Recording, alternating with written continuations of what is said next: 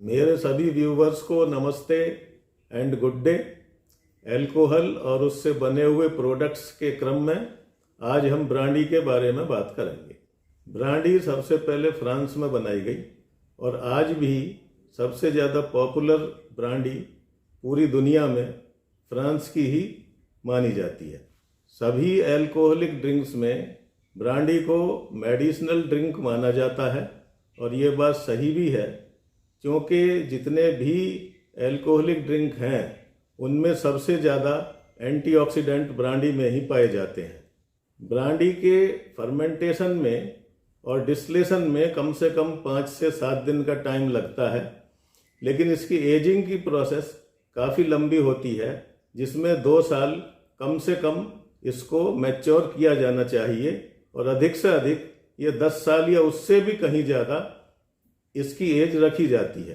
France में भी सबसे अच्छी ब्रांडी एक कोनेक रीजन है, COGNAC, इसको कोनेक बोला जाता है।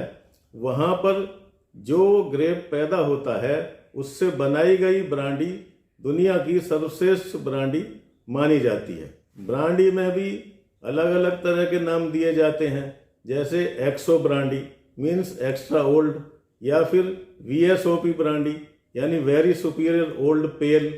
पेल का मतलब क्या है?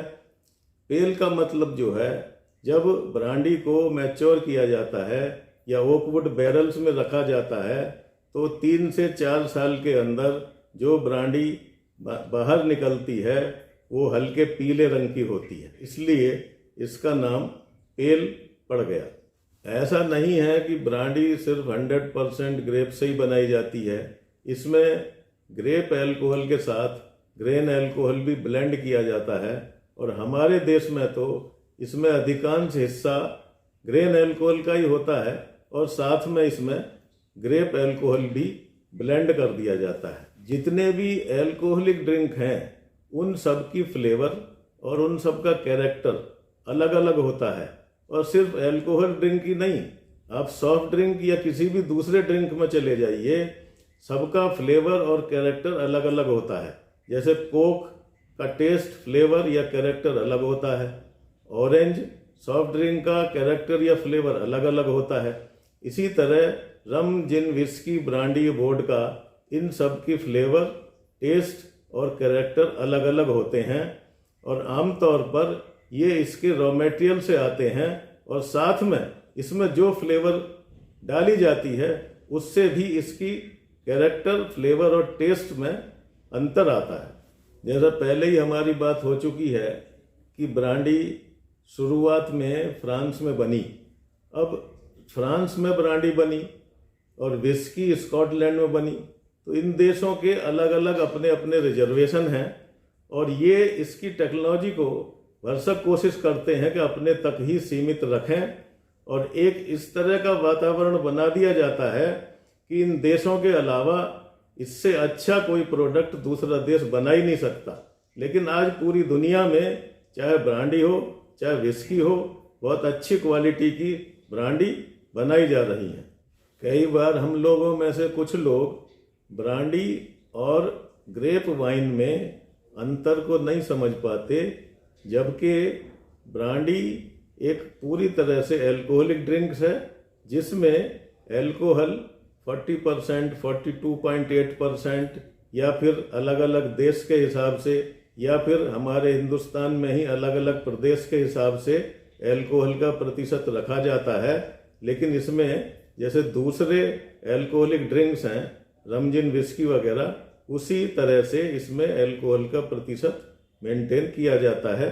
जबकि वाइन में अल्कोहल काफ़ी कम होता है क्योंकि ये एक फर्मेंटेड ड्रिंक्स है, जबकि ब्रांडी डिस्टिल्ड ड्रिंक है। वाइन में अल्कोहल का परसेंटेज 5-6% से शुरू होकर के 20-22% अधिकतम होता है, जबकि जैसा मैंने पहले बताया डिस्टिल्ड प्रोडक्ट्स यानी रम, जिन, विस्की, ब्रांडी, वोडका में यह प्रतिशत 40% से आमतौर पर अधिक ही होता है।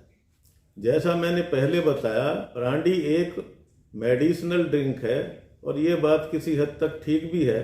हमारे देश में बहुत लंबे समय से बच्चों को भी थोड़ी सी ब्रांडी दी जाती रही है, जो कि माना जाता है खांसी या जुकाम वगैरह में भी ये मदद करती है। ब्रांडी के बारे में इतना ही।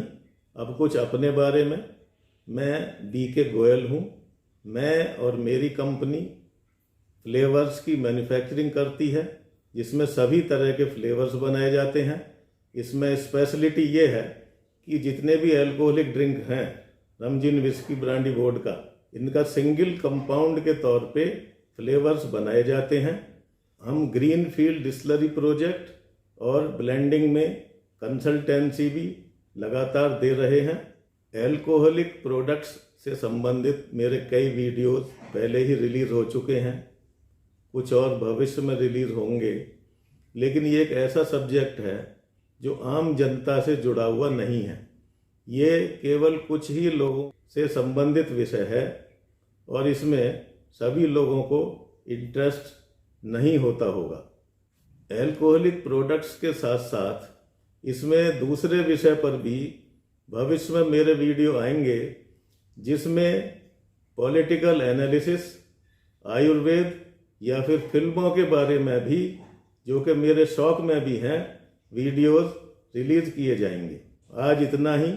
आपसे निवेदन है कि वीडियो को लाइक करके शेयर करें और चैनल को सब्सक्राइब करें। धन्यवाद।